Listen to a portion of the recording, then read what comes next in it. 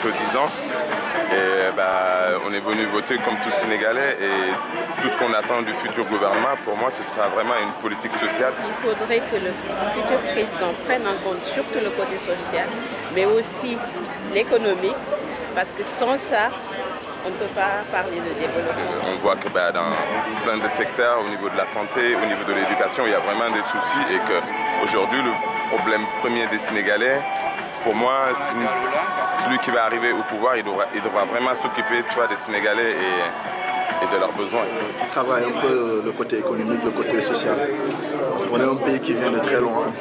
Donc, il y a beaucoup de défis majeurs, normalement sur le plan économique, sur le plan de l'international aussi, de faire du boulot, travailler, sortir les Sénégalais de la pauvreté, de la misère.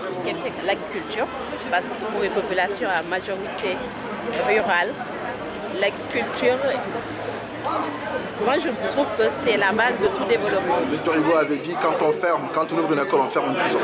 Donc voilà, l'éducation c'est quelque chose de primordial pour un État qui aspire à se développer. Pour avoir une bonne éducation, il faut y mettre les moyens, notamment par des cantines scolaires, pour inciter les gens, pour prendre des mesures incitatives pour obliger les parents à envoyer leurs gamins à l'école.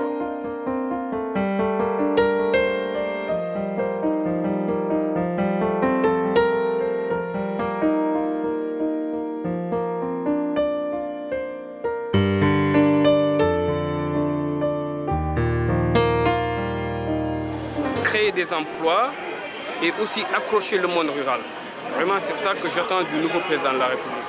Donc, dans le schéma politique, vous y associez la santé, le social, le monde rural. Le monde rural. Ce sont les trois axes qu'il faudrait vraiment s'occuper et d'y mettre les moyens nécessaires. Parce qu'au Sénégal, on est en désaccord total avec vraiment le travail. Et que les jeunes, comme ça, puissent aussi prendre leurs responsabilités. Il y a beaucoup d'envie, la jeunesse sénégalaise est motivée et dynamique. Donc il faudrait, je pense, leur donner les moyens d'accomplir leur volonté, enfin leurs actes. Le peuple sénégalais en a marre, donc on veut juste un président qui soit à la hauteur des attentes des Sénégalais. Voilà, c'est tout ce que je peux dire.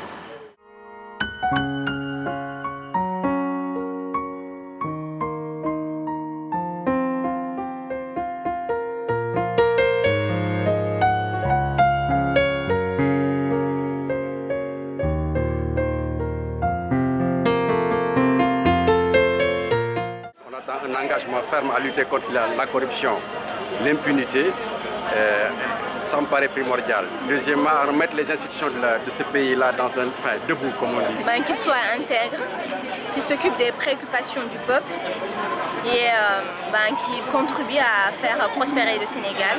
Ces phénomènes de corruption, ces phénomènes de malgouvernance, ces phénomènes de clientélisme, et assurer quand même au peuple sénégalais un bien-être. Voilà quoi, c'est tout ce que j'attends. Corruption, mise en place d'institutions solides et des hommes capables de les incarner. Je pense que s'il faut s'engager à mettre en place une gouvernance qui soit vraiment de qualité. Et plus de transparence, moins de corruption. Voilà, pour moi, mes mots-clés, ça va être ça, quoi.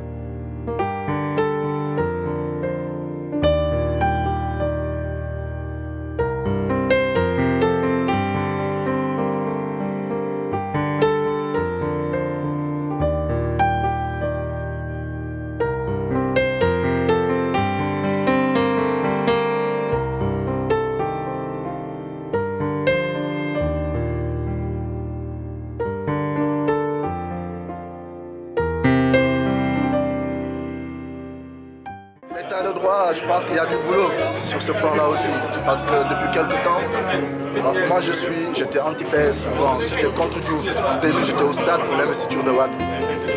Mais le problème qu'on a en ce moment, c'est qu'à l'époque, on avait au moins un État. Et là, j'ai l'impression qu'il y a Wade, il y a tel, mais il n'y a pas un appareil étatique. Il y a plus l'incarnation de l'État en la personnalité, non pas du président de la République, mais de Wade. C'est une différence. Il faut saisir à travers la bonne gouvernance aussi une forte autour de la démocratie, si tu veux. Tu vois, il faudrait qu'on garde aussi cette cette maîtrise maintenant, ce mouvement démocratique qui est au Sénégal depuis des années et des années, qu'on essaye de préserver. Institutions, lutte contre l'impunité, lutte contre la corruption. Et choisir des hommes, the right man on the right place, des hommes qu'il faut et qu'on les mette aux places qu'il faut. Pas de copinage. Il faut arrêter ça, ça va pas avec la modernité. Voilà ce qui me paraît essentiel pour l'instant.